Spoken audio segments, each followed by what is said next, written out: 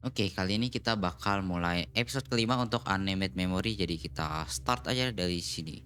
Nah, yang ini kan ya, ini scan di mana si Tinasia balik lagi ke 400 tahun yang lalu, di mana dia ini disembelih buat diambil kekuatannya sama si Ranak gitu. Tapi ujung-ujungnya ya nggak, Ranak ini nggak berhasil buat ngambil kekuatan yang dari si Tinasia itu, kekuatan sihirnya. Terjadinya terpencar kemana-mana gitu kok, semua kekuatan sihirnya menjadi Maho Mizumi di seluruh penjuru benuanya, dan si Tinasia ini ya jadi maju.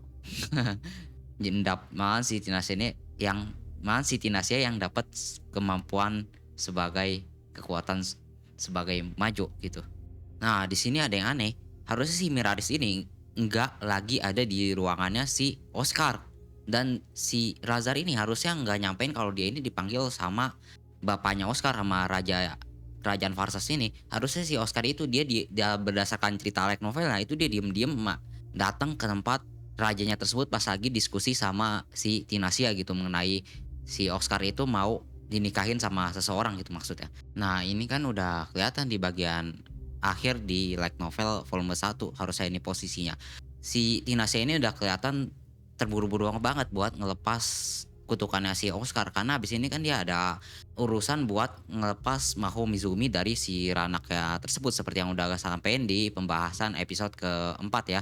Jadi dia ini pengen ya sebisa mungkin nah cepet-cepet gitu lepas jauh-jauh dari si Oscar gitu buat nyesain tugas planning selanjutnya gitu maksudnya. Karena dia udah merasa kayak nggak ada waktu lagi, nggak bakal sempet lagi. Jadi dia buru-buru aja gitu pengen nyesain tugas dia sebagai Shugosha dari si Oscar gitu maksudnya. Oh, nah di bagian posisi ini harusnya yang ngeliatin mereka berdua tadi itu lagi acting gitu buat mancing si Miralis. Itu bukan si Oscar, ini kan kelihatan si jasnya si Oscar ya. Seharusnya yang ngeliatin mereka berdua ini itu si Meredina, temennya si siapa ini namanya? Temennya si Arus, teman masa kecil lah. Bukan si Oscar yang harusnya ngeliatin mereka berdua ini. Ya itu sedikit komentar aja sih ya. Nah ini yang gua bilang waktu itu, gelang pasangannya dari pedang akasia gitu. Jadi semua orang yang pakai gelang ini itu kemampuan sihirnya bakal buyar kemana-mana gitu. Jadi si Tinashe ini ntar berusaha buat pakai sihir ya, ntar jadinya pecah-pecah gitu kemana-mana. Jadi buyar semuanya, jadi nggak bisa terfokus penggunaan sihirnya. Dan di sini sebenarnya Oscar itu cuma bercanda aja. Harusnya dia udah tahu sifatnya si Tinashe itu kayak gimana entarnya. Bercanda pura-pura marah aja kayak gitu sih. Nah bagian sini harusnya udah nyambung sama yang di awal gitu. Harusnya di yang awal si Oscar tuh bilang nggak ada niat buat nikah sama orang lain pas dia ditemuin sama raja gitu, raja bapaknya si Oscar ini. Kan diskusi apakah ada calon buat orang yang bisa nikah sama si Oscar gitu di awal cerita di sini. Ini udah langsung nyambung sama di bagian pertengahan gitu di sini sama pertempurannya si Miraris gitu. Jadi awalan aturannya ini kan bagian pertama dalam anime, bagian kedua sama bagian ketiga. Bagian ketiga itu yang udah tempur langsung sama si Miralis di pertengahan sampai akhir gitu. Dan ini yang aktingnya si Arus ini harusnya itu udah ada dari sebelum-sebelumnya gitu.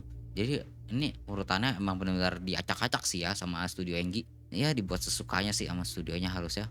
Nggak tahu lagi mau bilang kayak gimana. Ya abis ini paling langsung pertempuran dengan sama si Miraris. Abis itu Mirarisnya mati gitu. Menukar jiwanya dengan menukar jiwa rohnya itu dengan kekuatan sihir gitu.